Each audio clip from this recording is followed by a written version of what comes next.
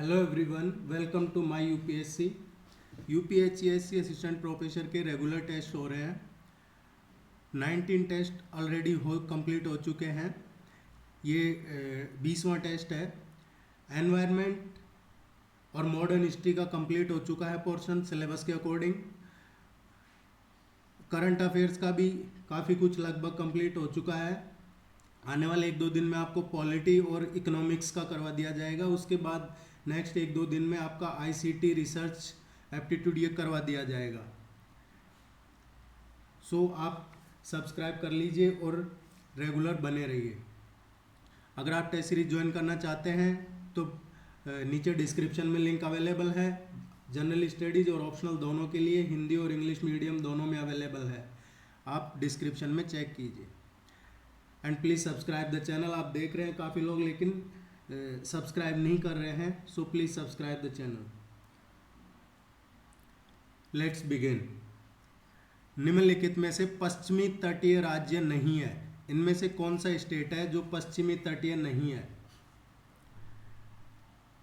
गुजरात, कर्नाटक और केरला ये पश्चिमी तटीय राज्य हैं, और जो आंध्र प्रदेश है ये ईस्टर्न साइड है, ये पूर्वी तटीय राज्य है, ये पश्चिमी तटीय राज्य नहीं है। निम्नलिखित में से सर्वाधिक तटीय सीमा है। सर्वाधिक तटीय सीमा इनमें से किसकी है? देखिए, जो तटीय सीमा है टोटल 9 स्टेट्स की लगती है। कोस्टल बाउंड्रीज 9 स्टेट्स की लगती है। उनमें से जो कोस्टल बाउंड्री है सबसे ज़्यादा है अंडमान निकोबार। इसकी अराउंड 1962 किलोमीटर है। और स्टेट में सब सर्वाधिक जो कोस्टल बाउंड्री है वो गुजरात की है, लेकिन यह स्टेट मेंशन नहीं है, इसलिए अंडमान निकोबार स्टेट नहीं है इसलिए। और इसकी गुजरात से भी ज़्यादा है ओवरऑल। गुजरात की जो है तटीय सीमा वो है अराउंड 1214 किलोमीटर, इसलिए सर्वाधिक तटीय सीमा अंडमान निकोबार की है। निम्नलिखित में से महाराष्ट्र का तटीय प्रदेश कहलाता है। जो महाराष्ट्र का कोस्टल एरिया है वो क्या कहलाता है? इसको कोंकण तट बोलते हैं। महाराष्ट्र का जो तटीय प्रदेश है उसको, देखिए यहाँ पे गुजरात, देन ये कोंकण है, कोंकण तट, ये महाराष्ट्र है, देन इधर कन्नड़ है, कर्नाटका, एंड देन मालाबार है, ये केरला में। निम्नलिखित में से कयाल का संबंध है। देखिए, कयाल किसको बोलते हैं? केरल को तटीय प्रदेश में पाई जाने वाली जो लेगून है, खारे पानी की झीलें, उनको कयाल बोलते हैं। केरल का जो कोस्टल एरिया है उसमें जो खारे पानी की झीलें हैं उनको कयाल बोलते हैं। ये है केरला मीन्स मालाबार तट। निम्नलिखित में से सुमेलित युग्म नहीं है। मिसमैच कौन सा है जो सही से मैच नहीं हो रहा है? ऑप्शन में गुजरात का तटीय मैदान, कोंकण तट। ये कोंकण तट गुजरात का नहीं है, ये महाराष्ट्र का है। गुजरात का कौन सा है? जैसे अभी ऊपर बताया मैंने, गुजरात का है काकरापार तट। जो काकरापार तट है वो गुजरात का है, कोंकण महाराष्ट्र का है। स्वर्ण रेखा नदी से महानदी के मध्य स्थित तटीय प्रदेश क्या कहलाता है? जो स्वर्ण रेखा नदी है उससे और महानदी के मध्य जो प्रदेश, तटीय प्रदेश स्थित है, कोस्टल एरिया है, उसको क्या बोलते हैं? उसको उड़ीसा कोस्ट, उत्कल कोस्ट बोला जाता है। भारत में सर्वप्रथम मानसून से वर्षा प्राप्त करता है। सबसे पहले मानसून से इनमें से कौन से कोस्टल रीजन में बारिश होती है? ये मालाबार तट में आती है सबसे पहले मानसून। केरला कोस्ट पे आता है अराउंड जून 1, 1 जून को अरब सागर की से ये मालाबार तट से बारिश प्राप्त करता है सबसे पहले केरला। और 1 जून को मानसून दिवस भी होता है। मानसून दिवस कब है? 1 जून को मालाबार तट में शुरू होती। भारत में उत्तर पूर्वी मानसून से वर्षा प्राप्त करता है। इनमें से कौन सा तट उत्तर पूर्वी मानसून से वर्षा प्राप्त करता है? मालाबार तट है, वो तो अरब सागर से करता है। उत्तर पूर्वी मानसून से वर्षा कौन प्राप्त करता है? उत्तर पूर्वी मानसून से देखिए जो वर्षा प्राप्त होती है, ये जो विंटर सेशन है उसमें होती है, विंटर सीजन में होती है, शीत ऋतु में।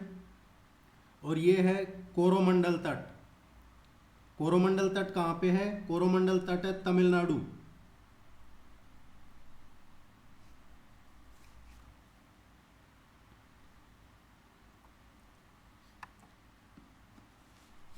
पूर्व तटीय प्रदेश में स्थित प्रमुख डेल्टा का उत्तर से दक्षिण क्या क्रम रहेगा?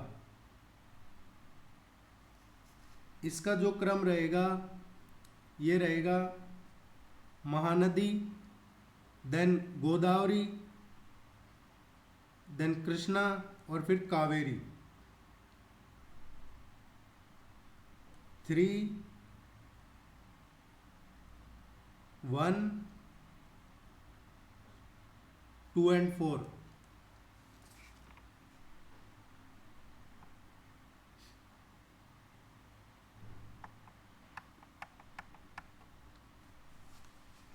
ये रहेगा 3, 1, 2 and 4।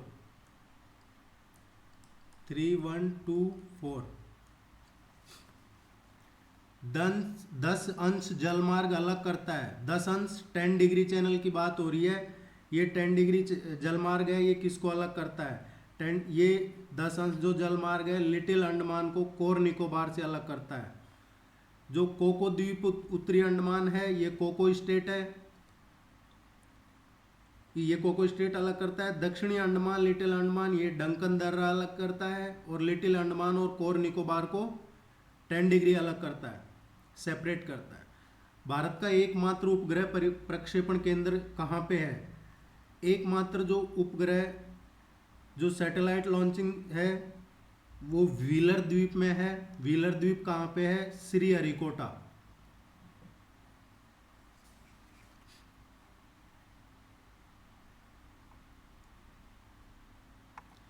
आठ डिग्री चैनल किसे अलग करता है?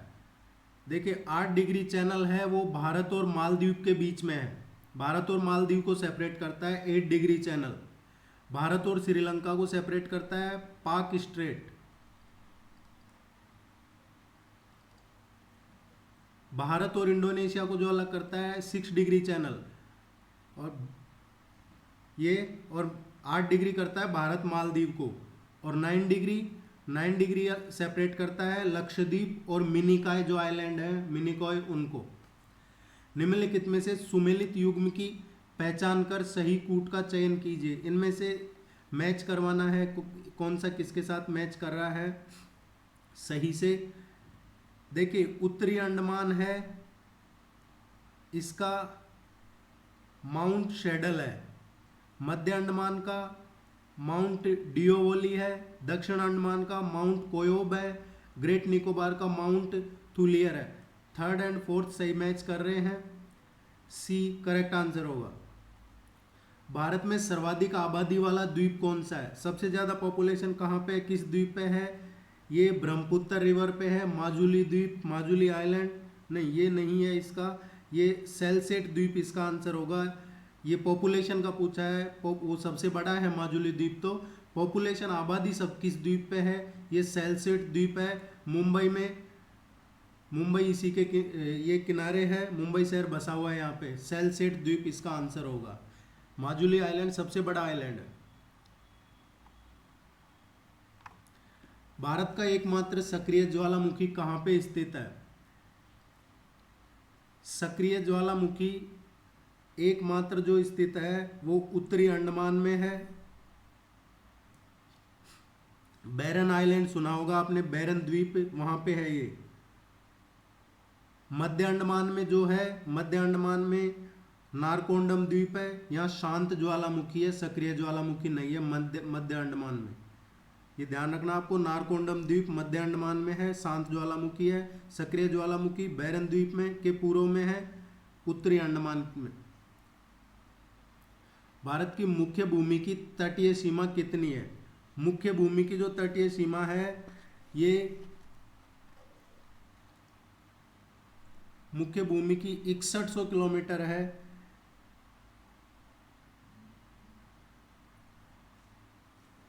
देखिए भारत की जो टोटल सीमा है वो कोस्टल प्लस जो तटीय सीमा है वो मिला के है, और इसमें से कोस्टल कितना हो जाता है, स्थलीय सीमा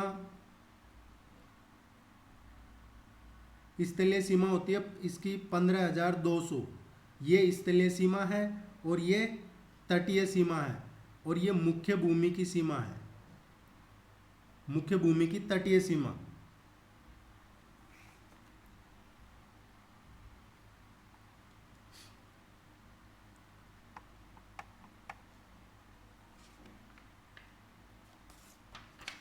निम्नलिखित में से भारत का सबसे प्राचीन भूखंड है, सबसे प्राचीन भूखंड कौन सा है, ये प्रायद्वीपीय पठारी प्रदेश है जो गोंडवाना लैंड का भाग है, ये पार्ट ऑफ गोंडवाना लैंड है। निम्नलिखित में से मध्यवर्ती उच्च प्रदेश का भाग नहीं है। मध्यवर्ती जो उच्च प्रदेश है इनमें आता है यूपी, छत्तीसगढ़ और एमपी, इसका भाग नहीं है। छोटा नागपुर का पठार ये इसका भाग नहीं है, ये झारखंड का इस भाग है। ये जो बघेलखंड का पठार है ये मध्य प्रदेश में ही है, छोटा नागपुर का पठार झारखंड में है।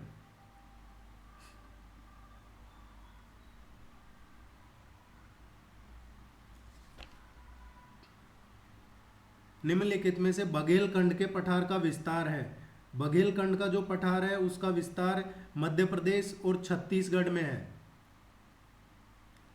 मध्य प्रदेश उत्तर प्रदेश में जो है ये बुंदेलखंड का पठार है। मध्य प्रदेश छत्तीसगढ़ में बघेलखंड का पठार है। छत्तीसगढ़ और उड़ीसा में जो है ये दंडकारण्य का पठार है, और मध्य प्रदेश और राजस्थान में जो है ये मालवा प्लेटू है, मालवा का पठार। ये प्लेट्यूज इंपॉर्टेंट है। बस्तर के पठार की संज्ञा किसे दी गई है, प्लेट्यू ऑफ बस्तर किसे बोलते हैं, जो प्लेट्यू ऑफ बस्तर है ये दंडकारण्य का पठार है जो छत्तीसगढ़ उड़ीसा का, उसको बोलते हैं बस्तर का प्लेट्यू। मालवा गैप द्वीप, मालवा गैप किस भौगोलिक संरचना को पाक करती है। देखिए जो मालवा गैप है ये छोटा नागपुर का पठार और जो शिलोंग का पठार है इससे एसोसिएट है। हजारी बाग का पठार और रांची का पठार ये है दामोदर रिवर, जो दंडकारण्य का पठार है, और छोटा नागपुर का पठार इसको बोलते हैं छत्तीसगढ़ बेसिन।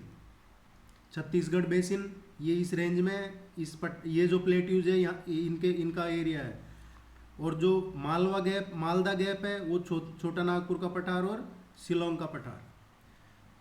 करीबी आंगलोंग पठार का संबंध किस राज्य से है, करीबी आंगलोंग पठार का संबंध आसाम से है।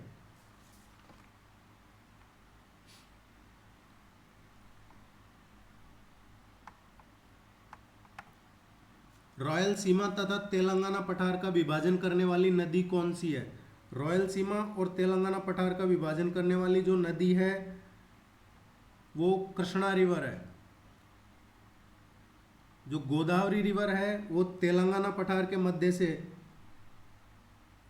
ये तेलंगाना पठार के मध्य से गुजरती है। बेंगलुरु के पठार तथा मैसूर के पठार की सीमा का निर्धारण करती है।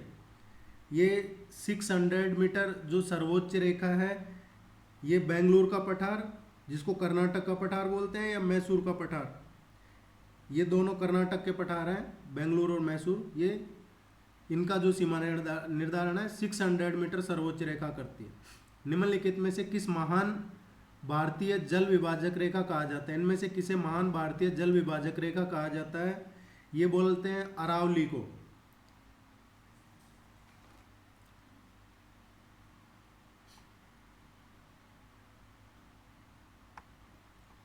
निम्नलिखित में से बृहन्सोद पर्वत का उदाहरण है। बृहन्सोद जो पर्वत है ये सतपुड़ा इसका एग्जाम्पल है। देखिए बृहन्सोद पर्वत क्या होता है, जो ब्लॉक माउंटेन है उसको बोलते हैं। ब्लॉक माउंटेन को ब्रह्मोत्सव पर्वत बोलते हैं। हिमालय है ये सबसे नवीन है। अरावली है ये सबसे प्राचीन है। सबसे ओल्डेस्ट माउंटेन है अरावली, और हिमालय है ये अभी नवीन है।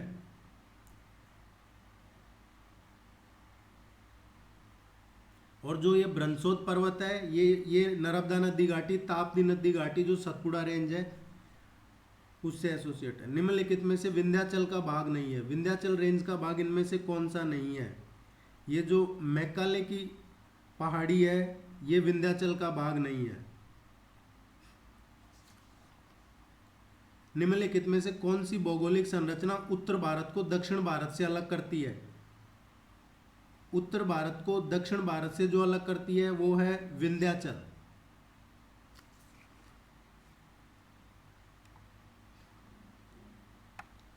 निम्नलिखित में से सुमेलित नहीं है। कौन सा सही मैच नहीं हो रहा है? राजपीपला की पहाड़ी मध्य प्रदेश, ये सही मैच नहीं कर रहा है। राजपीपला की जो पहाड़ी है ये मध्य प्रदेश में नहीं है, ये गुजरात में है। निम्नलिखित को सुमेलित करो, इनको मैच करवाना है। देखिए जो बेतल का पठार है, बेतल का पठार ये मध्य प्रदेश में है। बोराट का पठार है, बोराट प्लेट्यू, ये बोराट प्लेट्यू राजस्थान में है।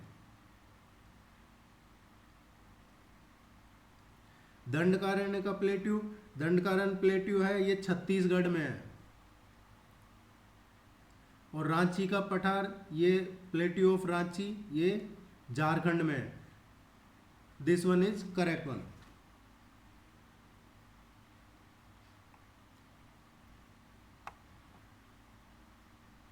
निम्नलिखित में से दक्षिण भारत का दर्रा नहीं है। कौन सा पास है इनमें से ऐसा जो साउथ इंडिया का पास नहीं है? थालघाट पास, ये थालघाट जो है ये मुंबई में है। बोरघाट, थालघाट ये Mumbai to Nasik to Nagpur to Kolkata. Borghat है जो Mumbai to Pune to Belgaum to Chennai. पश्चिमी घाट ये सह्याद्री पर्वत है, ये इसका हिस्सा नहीं है। पाल घाट है ये कोच्चि टू चेन्नई, ये आपको ध्यान रखना है। थालघाट मुंबई टू नासिक नागपुर कोलकाता। बोरघाट मुंबई पुणे बेलगाम चेन्नई। पालघाट कोच्चि टू चेन्नई। निम्नलिखित में से असुमेलित को छांटिए। कौन सा इनमें से मिसमैच गलत है? अन्नामलाई की पहाड़ियाँ, ये अनाईमुडी इसकी सबसे हाईएस्ट पीक है 226 अराउंड 95 मीटर। नीलगिरी की पहाड़ियाँ ये डोडा बेटा इनका हाईएस्ट पीक है। मैकाले की पहाड़ियाँ ये अमरकंटक हाईएस्ट पीक है इनका। जवादी की पहाड़ियाँ अरामाकोंडा, ये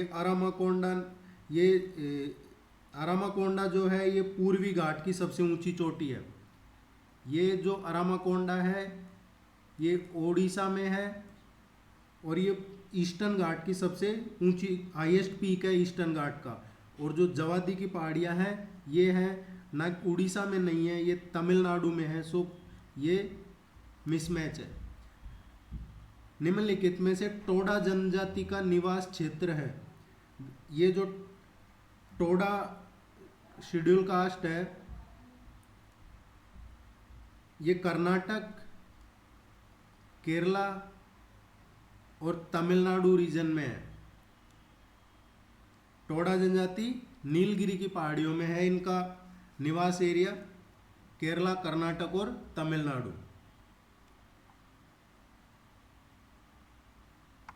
निम्नलिखित में से तिरुवनंतपुरम को मदुरई से जोड़ता है। तिरुवनंत कौन सा है जो मदुरई से जोड़ता है? ये जो सेनकोट है थर्ड वन सी, ये मदुरई को तिरुवनंतपुरम को मदुरई से जोड़ता है।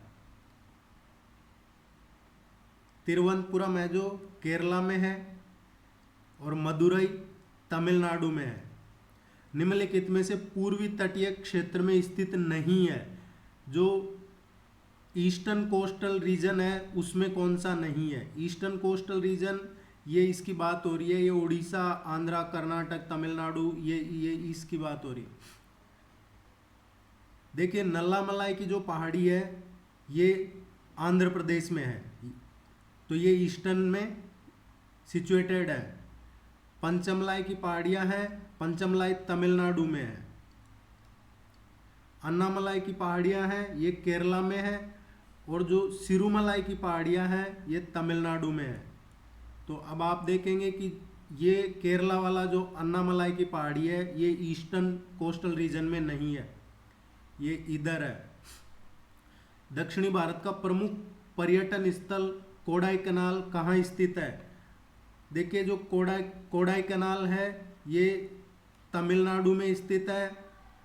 और कोडाई कनाल पालनी की जो पहाड़ियाँ हैं, पालनी की पहाड़ियाँ ये तमिलनाडु में, वहाँ पे ये दक्षिण भारत का प्रमुख जो पर्यटन स्थल है वो स्थित है। नीलगिरी की पहाड़ियों में जो ऊटक मंडलम है तमिलनाडु का, ऊटी यहाँ पे है नीलगिरी की पहाड़ियों में। और जो कोडाई कैनाल पालनी की पहाड़ियाँ ये तमिलनाडु में है। साउथ इंडिया का काफ़ी फेमस ये टूरिस्ट डेस्टिनेशन है।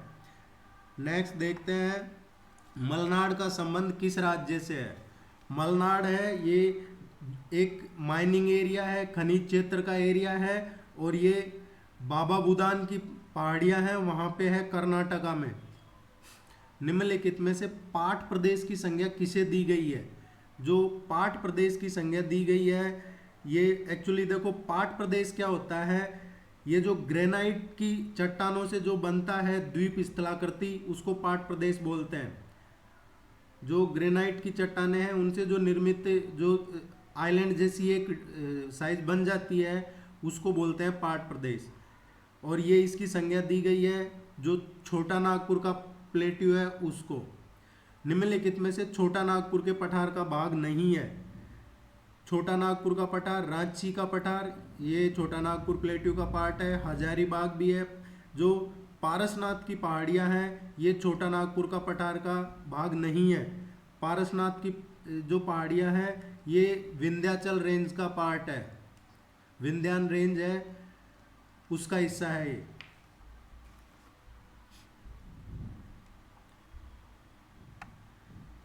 सह्याद्री पर्वतमाला की विभाजक रेखा किसे कहा जाता है?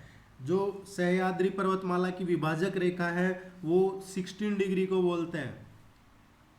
23.5 डिग्री आपने देखा सुना होगा, पढ़ा होगा, ट्रॉपिक ऑफ कैंसर। और ये 16 डिग्री है जो सह्याद्री पर्वतमाला की विभाजक रेखा है। उत्तर पर्वतीय प्रदेश तथा पश्चिमी घाट के मध्य स्थित सबसे ऊंची चोटी कौन सी है? जो उत्तर पर्वतीय प्रदेश और पश्चिमी घाट के मध्य स्थित सबसे ऊंची चोटी है ये गुरु शिखर है। 1722 ये 1722 मीटर की है। राजस्थान में माउंट आबू में है ये Guru Shikhar. That's it. Next आपका इकोनॉमी, पॉलिटी और जो बचे हैं वो कंप्लीट करवाए जाएंगे, फिर आपके फुल लेंथ टेस्ट वापस शुरू कर दिए जाएंगे। उम्मीद है आपको ये पसंद आ रहे होंगे और ये यूजफुल है, आपके सिलेबस के अकॉर्डिंग ही है। All the very best. Please subscribe the channel. Thank you very much. Good luck.